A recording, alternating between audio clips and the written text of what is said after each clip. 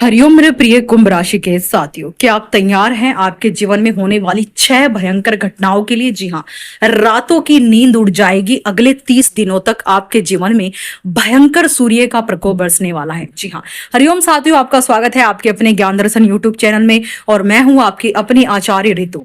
आज के वीडियो बहुत खास है। अगर आपकी कुंभ राशि है, आप सभी जानते हैं कि सूर्य का महागोचर 18 अगस्त से लेकर 17 सितंबर तक पूरे 30 दिनों के लिए ग्रहों के राजा सूर्य अपनी ही सब राशि सिंह में प्रवेश कर चुके हैं और ज्योतिषी गणना के अनुसार कुंभ राशि वालों के लिए गोचर सीधे 7वें भाव में हो रहा है, जहां पापी ग्रह केतु पहले से ही कुंडली मारकर विराजमान है।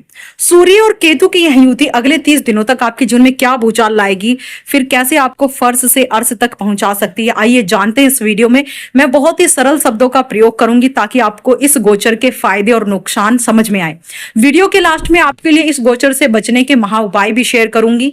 और देखिए, कुंभ राशि वालों के स्वामी शनि देव हैं और सूर्य देव शत्रुवत संबंध रखते हैं। बता दें कि सूर्य देव आपके 7वें भाव के स्वामी हैं और इस भाव का जुड़ाव विवाह, जीवन साथी तथा बिजनेस पार्टनर से होता है। अब सूर्य का सिंह राशि में गोचर आपके 7वें भाव में होने जा रहा है। ऐसे में आपके जीवन साथी को कुछ नए अवसर भी मिल सकते हैं, साथ ही उन्हें अपने कार्यों में अच्छी सफलता मिलने की संभावना बनेगी। सूर्य का यह गोचर आपके वैवाहिक जीवन के लिए बहुत शुभ नहीं कहा जा सकता। सप्तम भाव आपका वैवाहिक जीवन है, आपका स्पाउस आपका पार्टनर है, आपके साझेदारी का पार्टनर है। सूर्य को अग्नि तत्व ग्रह कहा गया, जिसके प्रभाव से आपके अंदर अहंकार, क्रोध, आक्रामकता बढ़ सकती है। इसके कारण जीवन साथी के साथ बात बात पर बेकार के मतभेद, विवाद, ईगो क्लेश होने की संभावना रहेगी, जिससे कि रिश्तों में तनाव ही तनाव हो सकता है। इस दौरान आपको अपने वैवाहिक जीवन पर ध्यान देने की सलाह दी जाती है।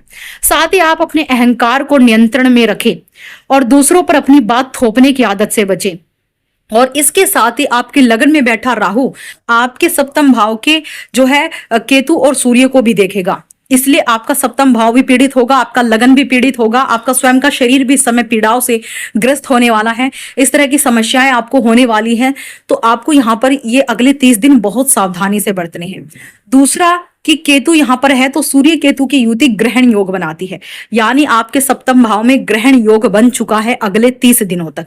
यह आपके वैवाहिक जीवन में बहुत ज्यादा उथल पुथल ला सकता है। अगर आप पार्टनरशिप में बिजनेस करते हैं तो वहां पर भी बहुत ज्यादा गंभीर आपके साथ ठगी हो सकती है।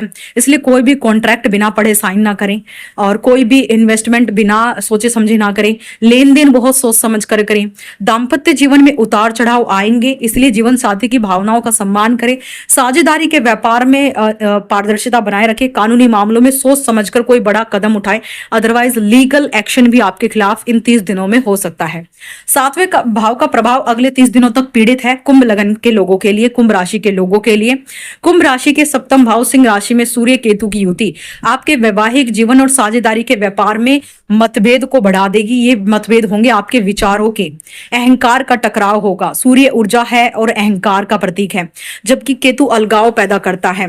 तो इसलिए जीवन साथी या बिजनेस पार्टनर के साथ ईगो क्लेश होने की पूरी संभावना है। व्यापारिकता सत्कर्ता इन 30 दिनों में बिना सोचे समझे किसी नए पार्टनरशिप, प्रोजेक्ट या बड़े व्यापारिक कॉन्ट्रैक्ट पर हस्ताक्षर करने से आपको बचना है। मानसिक अशांति, सप्तम भाव का सूर्य जनसंपर्क और जनता के बीच आपकी छवि को प्रभावित कर सकता है, जिससे बेवजह की मानसिक उलझनें भी बनी रहेंगी। जी हाँ, क्योंकि देखिए यहाँ पर आप हेल्थ को लेकर बहुत समस्याएं होने वाली हैं।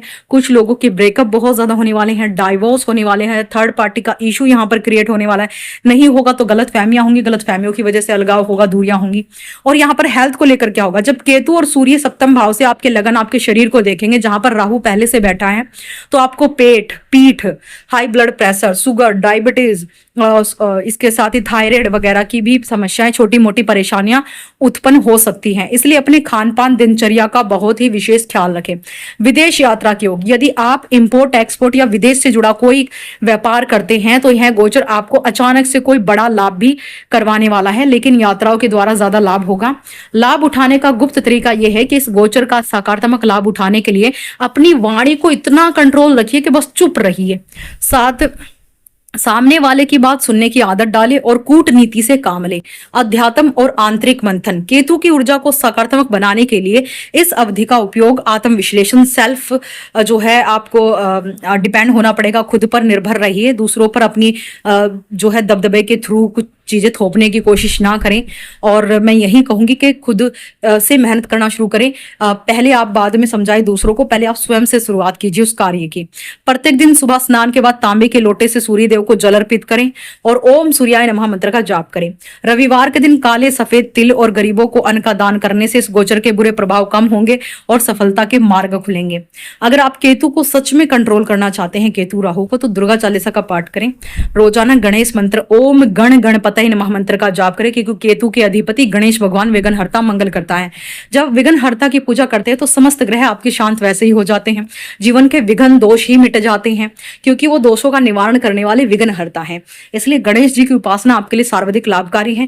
केतु के इस सूर्य युति में आपको ठंडा शीतलता चाहिए, तो आपको जो है शिवलिंग पर बर्फ, रोजाना आपको बर्फ का टुकड़ा शिवलिंग पर रख कर आना है ओम नमः शिवाय का जाप करके। दूसरा महा उपाय, आपको रोजाना जो है दूब घास का थोड़ा सा रस निकालकर उससे गणेश जी का अभिषेक करना है। इससे आपको प्रचंड धन फ्लो के फायदे, बहुत फायदे मिलने वाले हैं। ये एक ऐसा गुप्त उपाय है जो बहुत ही ज्यादा कारगर है। प्रत्येक दिन सुबह तांबे के लोटे में जल तो देना ही है। आप अपनी क्षमता के अनुसार रोजाना सूर्य नमस्कार भी करना शुरू कर दे। अगर संभव ना हो तो उदित होते हुए सूर्य को अर्घ दे। प्रतिदिन सुबह दिन के शाम गायत्री मंत्र का 108 बारी जाप करें। रोजाना आदित्य हृदय स्तोत्र का पाठ सुने। आप अपने पिता का सम्मान करें, क्योंकि सूर्य पिता का कारक है। उनके चरण छूकर आशीर्वाद लेने के बाद ही घर से बाहर जाएं। उनके लिए सरप्राइज गिफ्ट प्लान करें, उनके ड्रीम्स को पूरा करने की कोशिश करें। दुनिया की कोई भी ताकत आपके सूर्य को बलवान होने से नहीं रोक सकती। अगर आपको समाज में नाम चाहिए, स्टारडम चाहिए, तो आपका अगर सूर्य मजबूत है तो आपका चमकेंगे और दुनिया आपको जानेगी। जय माता दी। मिलते हैं अगली वीडियो में। जय माता दी। खुश रहिए।